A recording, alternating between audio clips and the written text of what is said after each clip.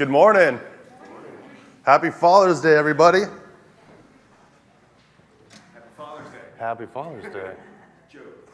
My dad used to always have, I'm not telling the joke. No, that'd be exactly what my dad would do. He would tell the joke you're not supposed to say. Yeah. My dad used to always do this thing, like he'd come up here with a $100 bill and say, all right, this $100 bill is for anyone that has more kids than me. And since he's not here, I think I'm winning. I think I'm winning. Happy Father's Day. Happy Father's Day, everybody. So my dad asked me a while back if I would preach while he was gone. And it was like, well, that's a good Father's Day gift, right? Go out to the lake. I said, do some baptisms off the back of the boat, you know, with the, don't kill anybody, just dunk them a little bit.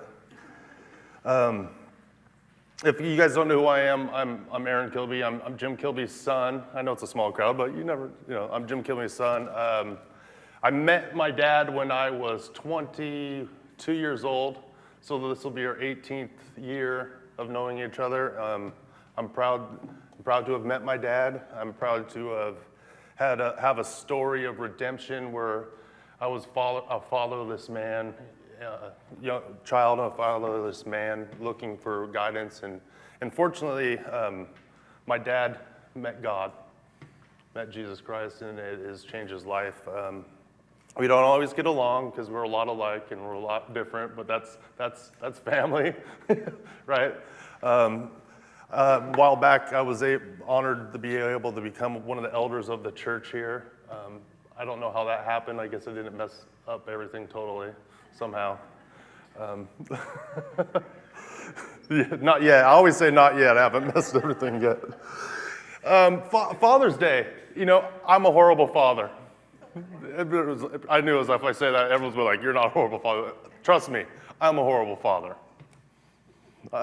Maybe I have high standards, no, but I mean, I feel like I'm a horrible father. We're expecting our 7th kid, you know, but I feel like I fail my kids all the time. And if you don't believe me that I'm a horrible dad, you can ask them, because they sing songs all the time. You're a bad, bad dad. It's who you are. You know, they changed the Good, Good Father song into You're a Bad, Bad Dada. It was my prompting, but it's still pretty funny. It's who you are. It's who... Yeah. But in all seriousness, I really don't consider myself to be a good father. I've read this Bible. Not this one. That one's a little too big. But I read this one, and the standard is high for a dad. It really is. And so I don't really consider myself to be a good father. I find that myself that I'm very selfish. I can be a very selfish man. I can be very self-centered. I can make everything all about me shamelessly, right? I can be very impatient, easily irritated. Kids are always in my way. I can't even walk through a doorway without, trying to have to push kids out of my way. And like my ninja training, I got to make sure it doesn't come into effect where I kick them out of the way or whatever, karate chop them. Because they're everywhere, they're always in the way. I could be very nearsighted when it comes to life. I could just live in the moment, which they say, oh, live in the moment, but sometimes I live so much in the moment that I lose sight of life and what's really important. I am sometimes just mean. I don't think I'm abusive or anything illegal or something. This isn't a confession. I can just be mean sometimes, to the ones that I love. And that's often the case. We could be the meanest to the people that are closest to us just because we get comfortable and we get lazy. And so I'm like, Father's Day, what am I gonna, I don't know, what am I gonna talk about? I don't know. I just felt like I needed to talk about love. I just need it seems ridiculous. Why talk about love on Father's Day? That's the one thing that dads aren't supposed to be, oh, a loving dad. That's all, that's, not awesome. That's not what men, I want to be strong and fast, and hunt good or eat good or something. The grill, but love is really what I find that I really need to be a good dad. I, and I find that I'm very unloving. We could read in 1 Corinthians 13. You were going to hit it? Yeah, I was going to leave it out just to throw people off. I'm not going to put it in there just to throw people off because everyone's like, oh, the verse on love at every wedding. But it reads this way, 1 Corinthians 13, 4 through 7. Love is patient. Love is kind. It does not envy. It does not boast. It is not proud. It does not dishonor others. It is not self-seeking. It is not easily angered. It keeps no record of wrongs. Love does not delight in evil, but rejoices with truth. It always protects, always trusts, always hopes, always perseveres. And so I'd ask today, by a show of hands, who has perfected love? You have? God. Hey, don't ruin the sermon, young lady. Your dad already did. Kinda. No, that just means we're in touch with the Spirit, right? We're in touch with the Spirit. We're all there together. Yeah, God has perfected love. Yeah. And I look at this and I'm like, where should I go with this? I know I'm not alone in it. I know that no one's perfected love. You know, being a father is hard. Being a mother is hard. Kids are like little crucibles, right? It's like yeah, they just can irritate you and just like draw out all the impurities that you have in you out. They just suck. You think you're doing well, and next thing you know, you're like, man, is that me? I didn't realize that was in there because that was not a very kind thought. I could take you out and replace you with another one that looks just like you. Literally.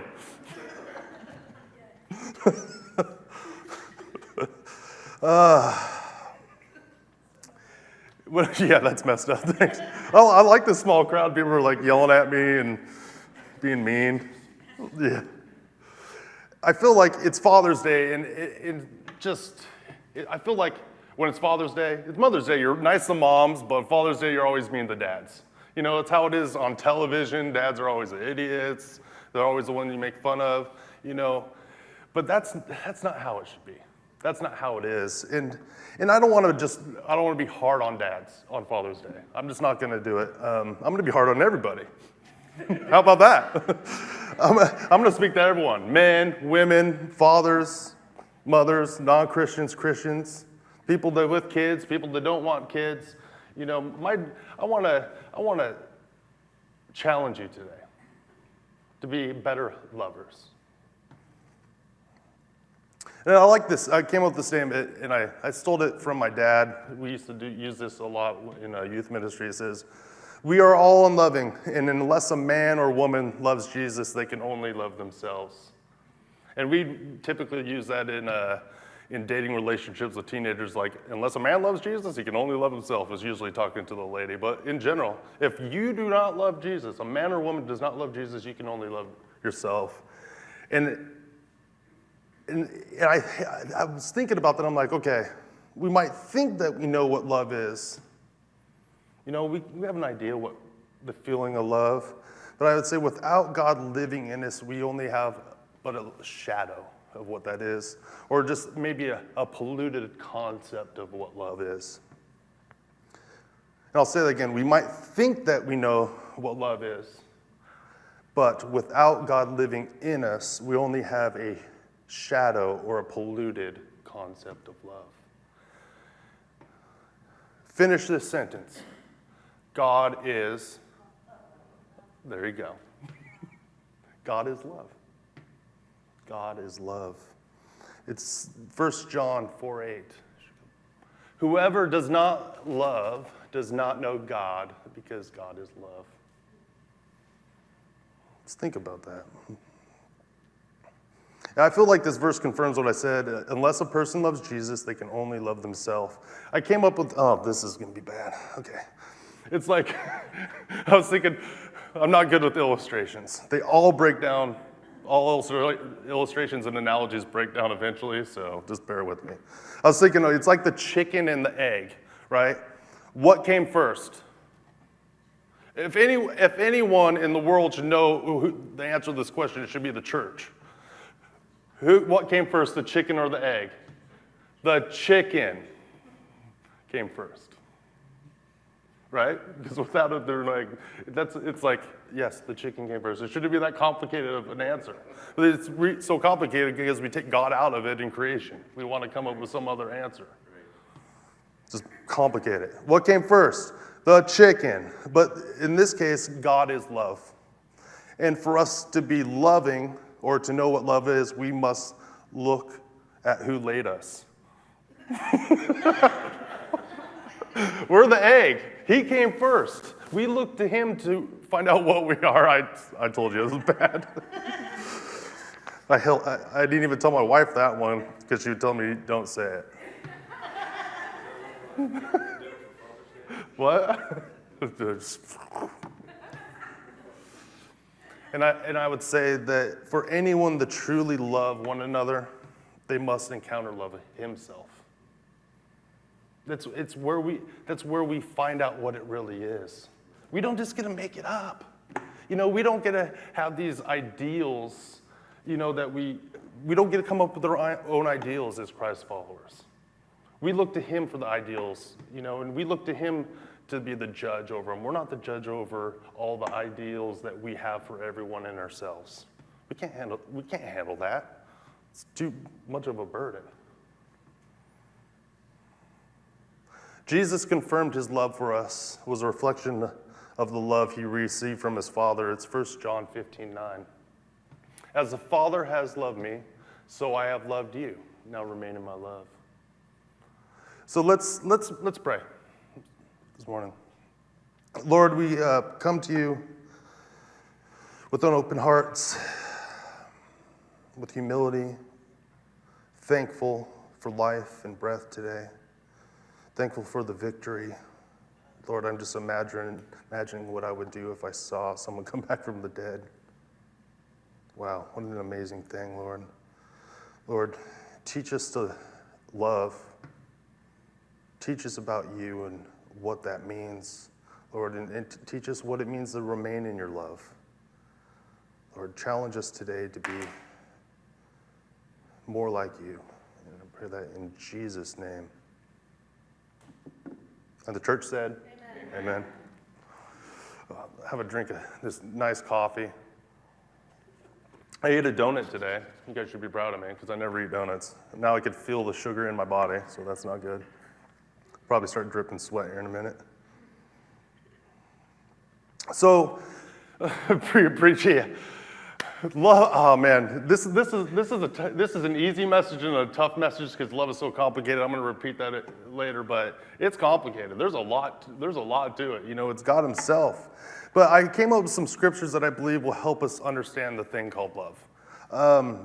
It's not an exhaustive list. It's a complicated subject. We know love is a verb. I was like, okay, love's a verb, okay? But it's much more than that too. That's part of it, but it's much more than that.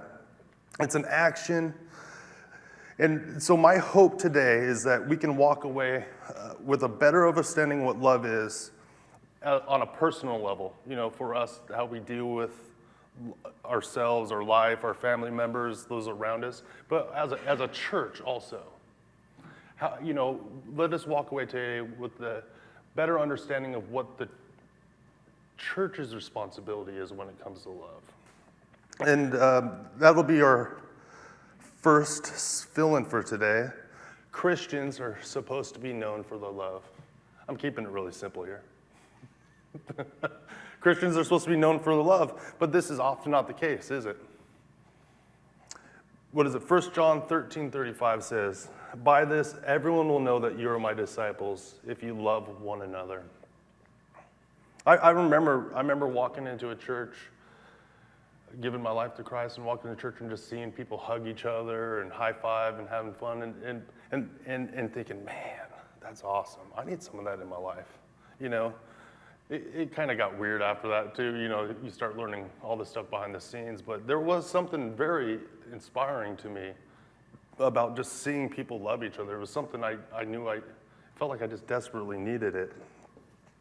And so I say that's not often the case, that we're known by our love as Christ followers. You know, we're often known to be judgmental and idealistic or legalistic because of our ideals. I see the Facebook posts about politics. You know, I like this, I like that. I'm not saying you're not allowed to do that. This is America. We're free, right?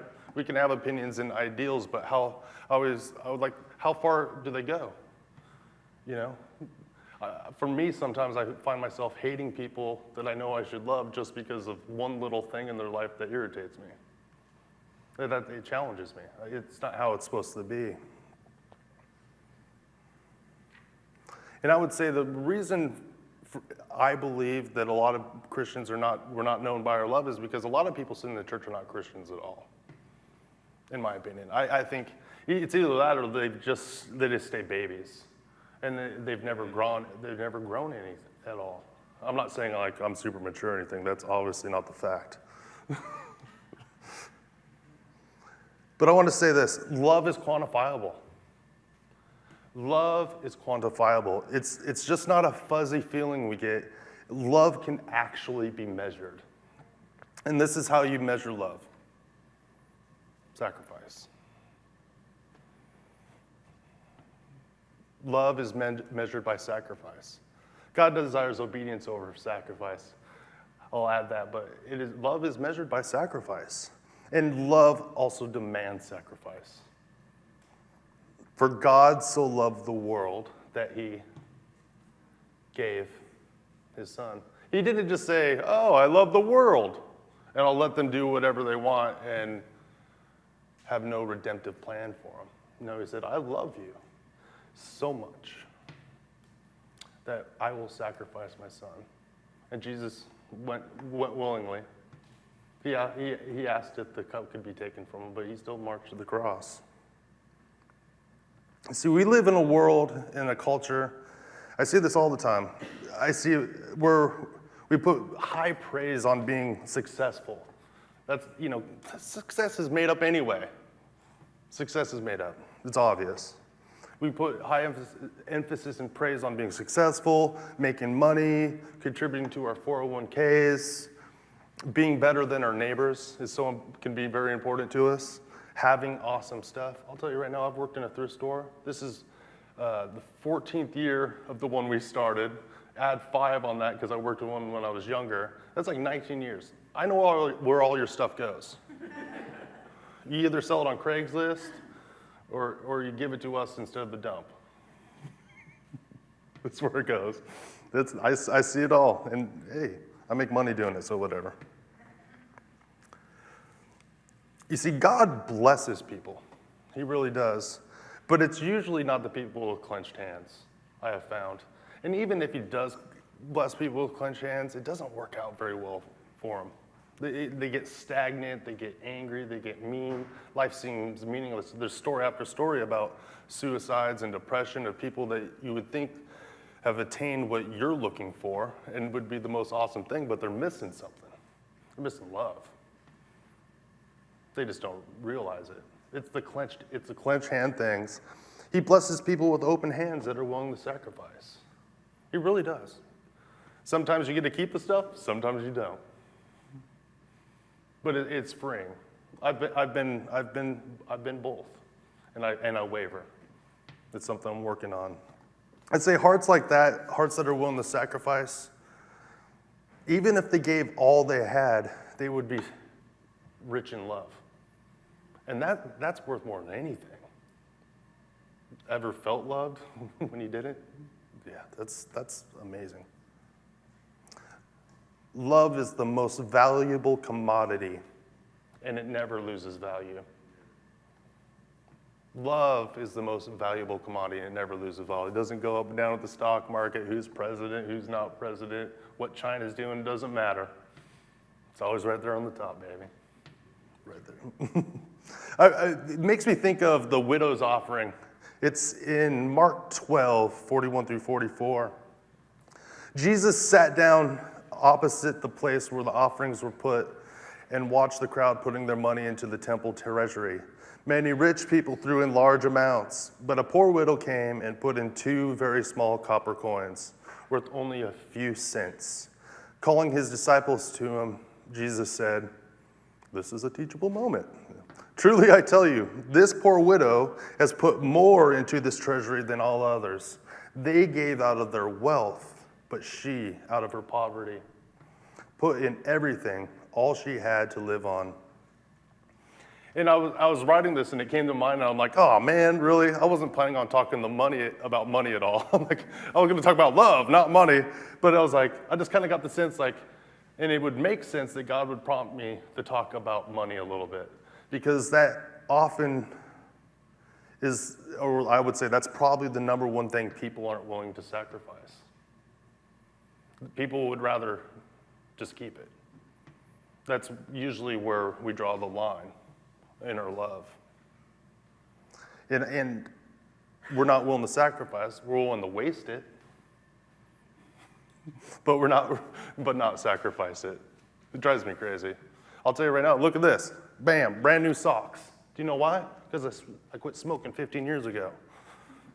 I could buy and wear new socks every day for the rest of my life and still spend half as much money as I would have been if I still smoked a pack a day. I got new socks. But we're willing to waste money. I'm not going to beat up on people that smoke. I could beat up on everyone for a lot of different things, but I'm just saying, we waste money. But often we're not willing to sacrifice it. It's just skewed. Here's your second fill-in for today. And you could probably figure out all the answers in advance. We are more willing to receive love than to extend love. We're more willing often to receive it than to extend it. This is probably a touchy subject, but have you seen, since they passed that law where you're not going to jail if you panhandle, have you noticed the amount of homeless people panhandling has gone up greatly in the city? I work off Smithville and Linden down there. And there's panhandlers every day, homeless. I'm not sure if they're homeless or not, but it's like every day, it's right in my face. And I drive by 2 or 3 a day. And every once in a while, I feel like God's prompting me to give them some money.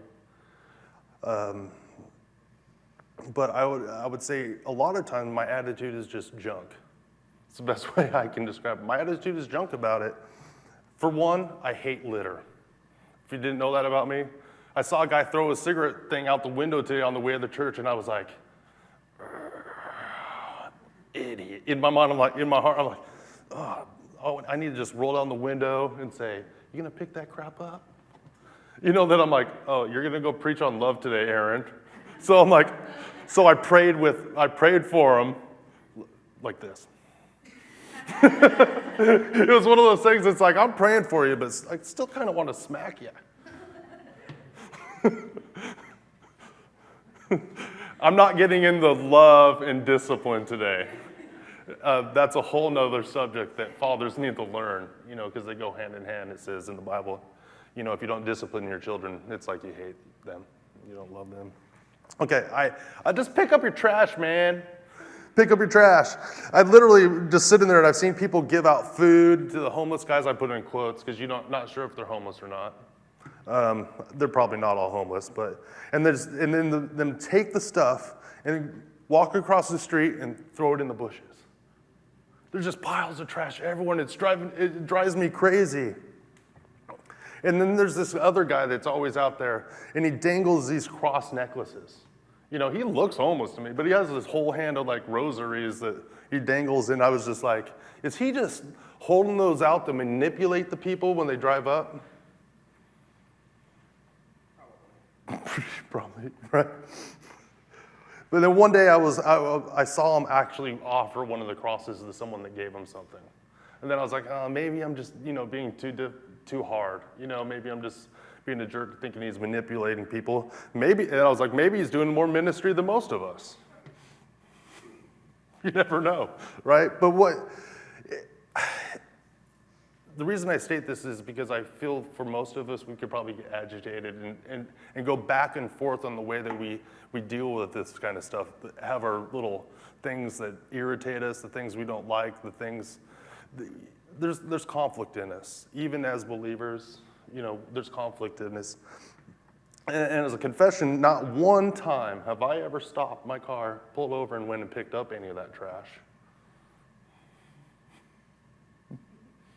I haven't done it. I was just waiting for the guys in jail to come do it. The road crews. But what I love about being a Christ follower, even though we can be in these situations, is that we have this opportunity to be different. We have a great opportunity to be different. And that's the stuff I think that really gets people. They can really see our love when society thinks that we should do one thing, and even you do, feel like you should smack someone for throwing litter everywhere, but instead you pray for them or you give them something they don't deserve or you don't think they deserve. We have just a great opportunity to be different, and I think love that does that to us. We don't have to be paralyzed by judgment. We can be peculiar people. We can be weirdos. We don't have to live by those standards anymore where we're just angry as society. We get to be peculiar people that extend love to people who we think might not deserve it. They don't deserve it, whatever, they don't deserve it, but you still extend love anyway. What an opportunity. What an opportunity that I mess up and fail all the time. But when I do get it, I get a taste of it, I'm like, why don't I do this more? This is why I'm free. This is why God saved me, so I could be different. Like, how much for that? Or whatever, I'm not saying give away your boss's stuff, but, having opportunities just to be kind to people and give to closed-fisted people, even. I don't know. Whatever you think it is. But in Romans 5, I was thinking, what if we use this model to live by? What if we live this model? And this is part of the sermon series we've been doing. You see, at just the right time, when we were still powerless, Christ died for the ungodly. Very rarely will anyone die for a righteous person, though for a good person someone might possibly dare to die. But God demonstrates his own love for us in this. While we were still sinners, Christ died for us. Just think about that. God demonstrated his love for us while we were still sinners. Jesus died for us. I just look at it and I say, grace is an amazing motivator for us to love. I'm thinking of that parable of the guy that owed a ton of money, right? And he went in and pleaded, oh, take away my debt. And the guy's like, I'll waive your debt. Then he walked out. A guy owed him a small amount of money, and he started, beating him to get that money back, right? But I feel like that parable is for us. It's for Christ followers. It's for us to just realize we have been forgiven a lot. And be very careful if then you won't go out and forgive or love other people in their sin. Come to God, you don't have to be perfect, but in our hearts, often we could say, well, I'm not giving them anything because they're just going to waste it. They're just going to buy beer. Well, the Bible also says alcohol is for the homeless so they can forget their problems. So I don't mind it. It's in the Bible. It's there. Here's a third fill-in. Love gives it all. It's not on there? Fail. It's all right. I'll extend love to the slide maker. Is it on the app? Yes! It's somewhere. It's somewhere. Love gives it all. It's simple. Love gives it all. Yes, I mean all, everything. Love gives everything. What is it that you hold most dear? What is it? Your spouse, your family, your children, your job, your pet, your cat. What? She has a special Instagram for cats.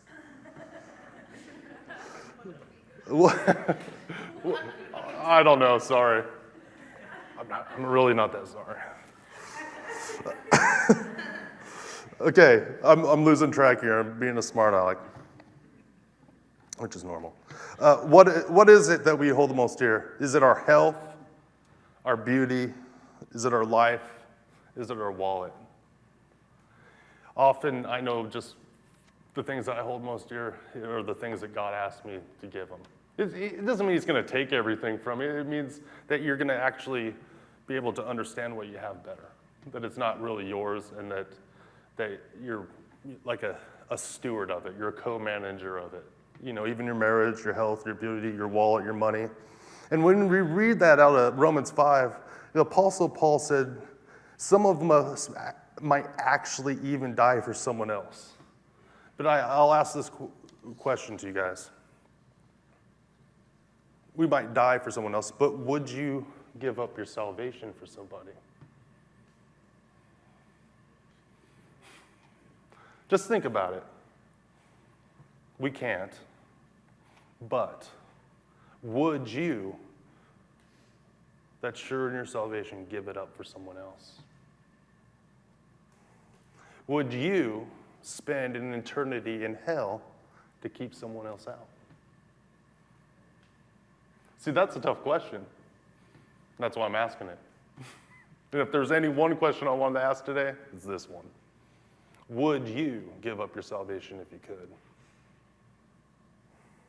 But think about it. Let's really think about it.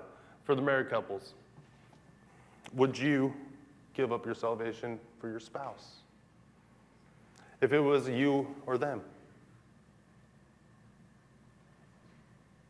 That's tough. It should well up into some tough thoughts. What about your child? Like, I would think, I better say that I would give up my salvation for my child, because if I didn't say that, I would be a horrible person. Right? But how does it really make me feel? Let's go the other way with it. Would you give it up, your salvation, for some psychopath murderer?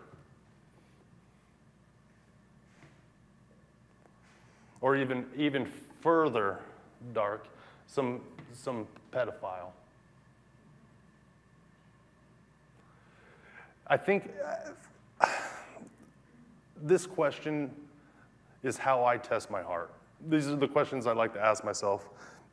When I'm looking for direction, when I'm looking for purpose, I say, Aaron, would you give up your salvation for this person? I try to ask myself this question: would you give up your salvation for that person? Like, Aaron, do you love God and value your relationship with him so much that it breaks your heart to see others lost and in desperate need of him? I ask myself that. And I don't like what I say sometimes. Would you trade places and give up your place in the kingdom for that person? And for me, this is a mark of a mature Christian. Not that we can actually do that, you know. We cannot give up our salvation. Our salvation is sure. But I think it's a mark of a good Christian, or mature Christian, I should say, to get yourself to a place that you try to love in such a way that you would be willing to give up your salvation if you could. That's hard. Not empty boasts, not grand statements about how much I love you and I would do anything and I'd die for you, and turn around and cheat on you, or be some jerk, you know, all the stuff that people do in this life. They say I love you, but their actions speak way louder than words.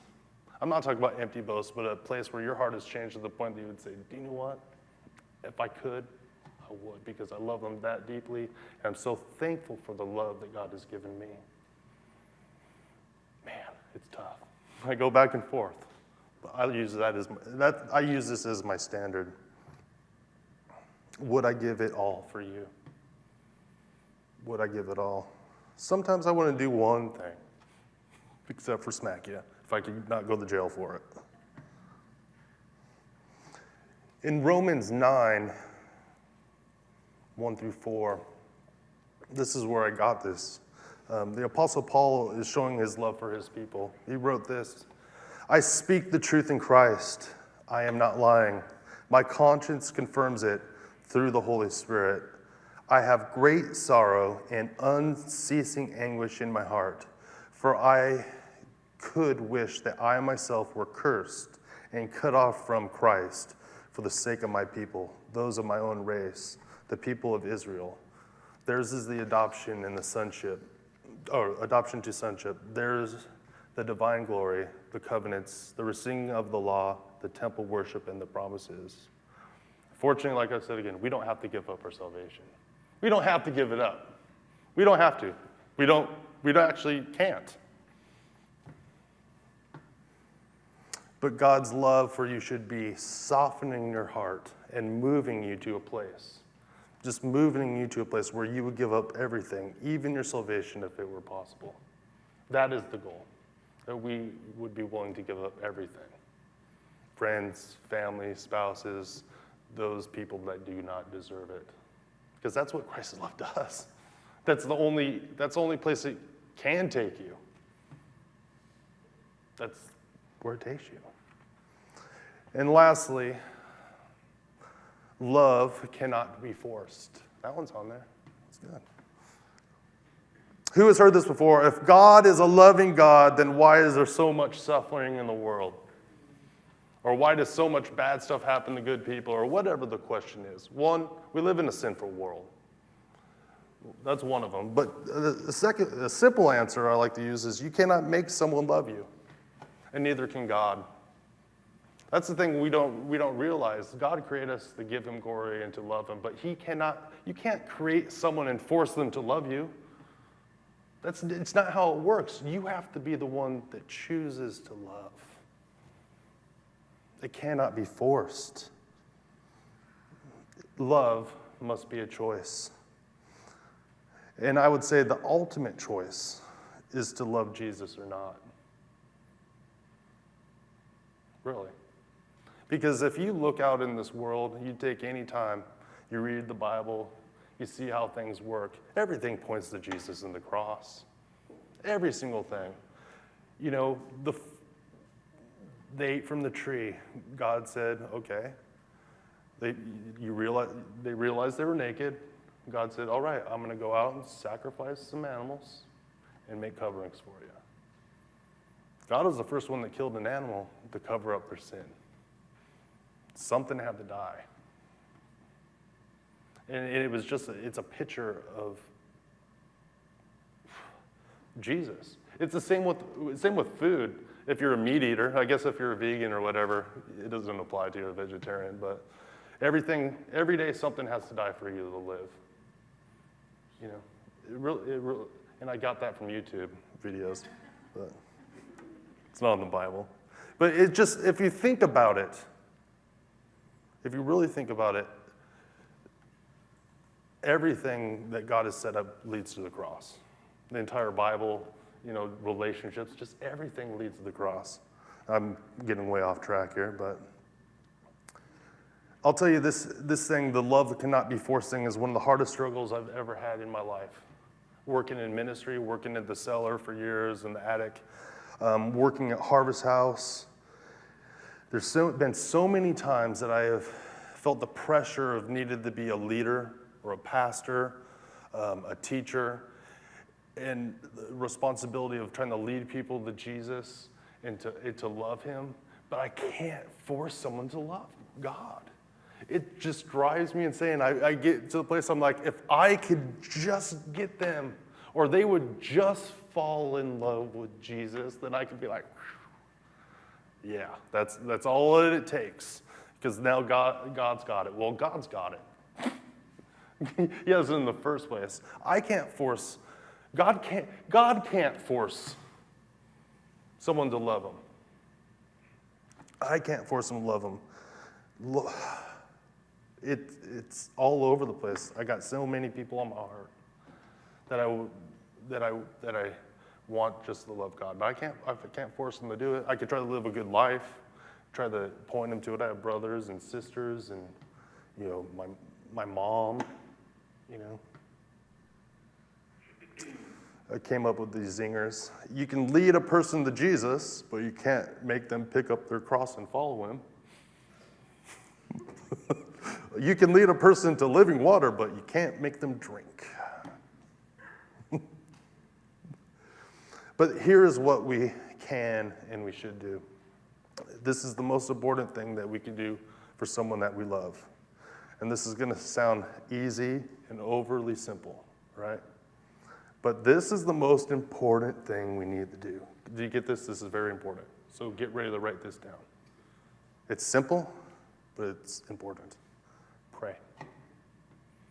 So often I would get more frustrated than I need to, thinking I could be the one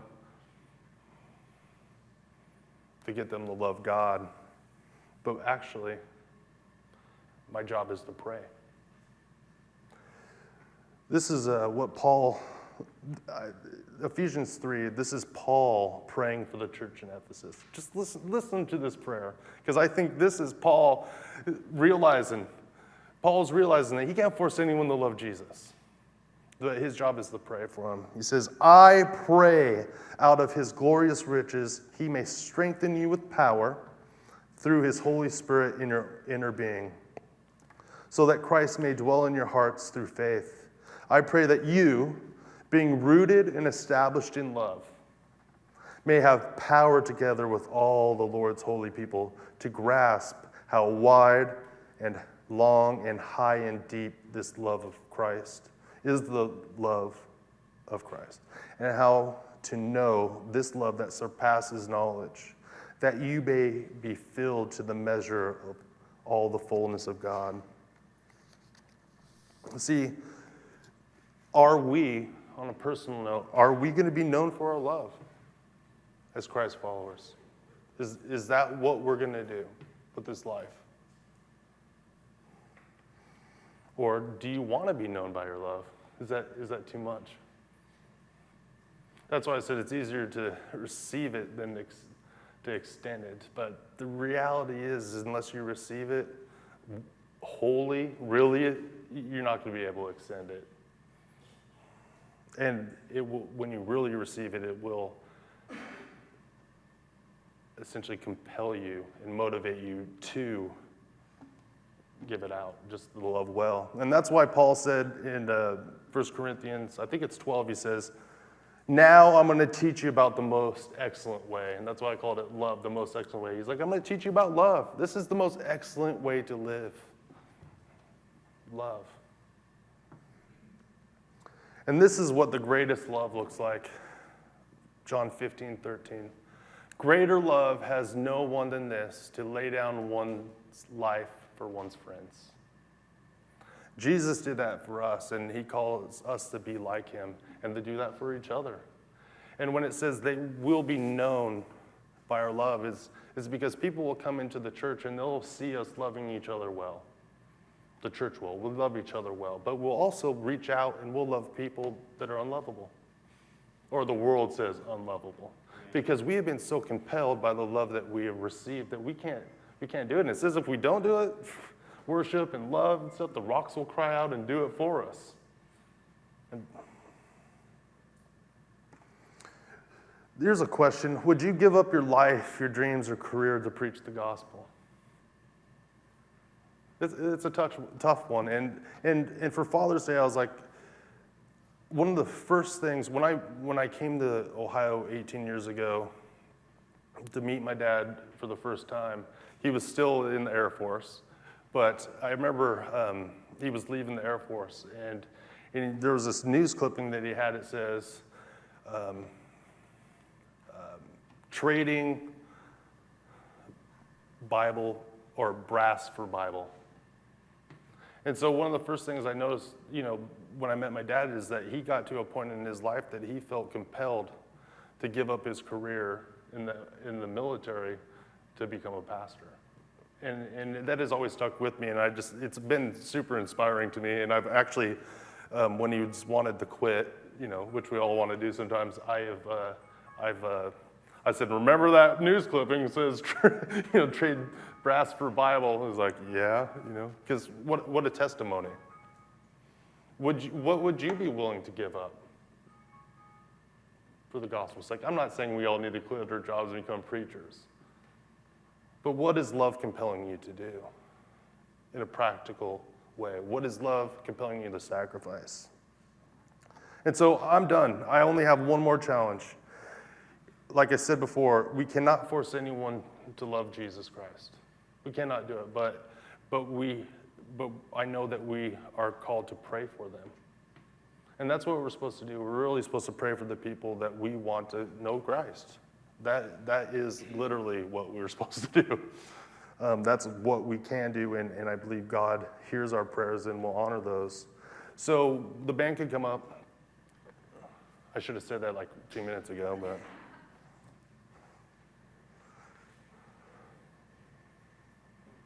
We set up the prayer thing down here. And this is a place I invite anyone, for one, if you don't know the love of Christ, right, and you want to give your life to him, come down here and pray. Say, Jesus, I'm a sinner. I love you. Not me, you for the rest of my life. Just give it all to him. But this place also today, I know it's a small crowd, but if there's someone on your heart, someone that you love dearly, that you want to see come to the Lord, I just say, come and pray for them. Pray for specific people to fall in love with Jesus. So, I saw you earlier, Ben, praying for Gerald. Warmed my heart like you never believe. I loved seeing that because it made me, that's love. It was awesome. So I invite anyone that needs prayer, give their life to Christ, anyone that wants to pray for a loved one, come up here.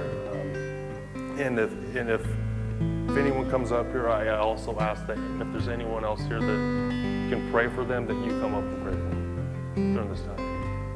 Right? I don't want to see someone without a shoulder with a hand on it.